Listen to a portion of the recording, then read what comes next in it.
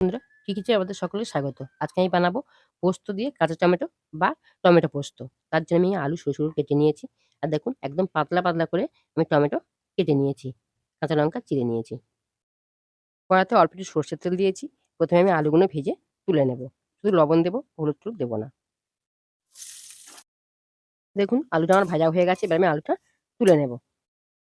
কড়াতে অল্প একটু তেল দিয়েছি। এবার দিয়ে দেব কালো জিরে, কয়েকটা কাঁচা লঙ্কা।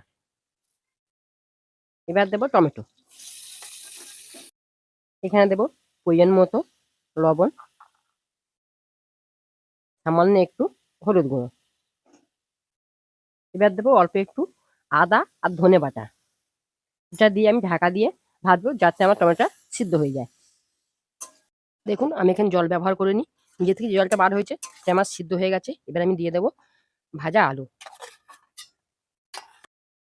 উপর থেকে দিয়ে দেবো ৩ টে চেরা কাঁচা লঙ্কা। যদি আপনারা লঙ্কা কম খান তাহলে লঙ্কাটা দেবেন না। অল্প একটু চিনি। এবার দেবো আমি পোস্ত বাটা। দেখুন আমার পোস্ত টমেটো রেডি হয়ে গেছে। আমি এর উপর থেকে কাঁচা সরষের তেল দেবো, দিয়ে নামিয়ে নেব।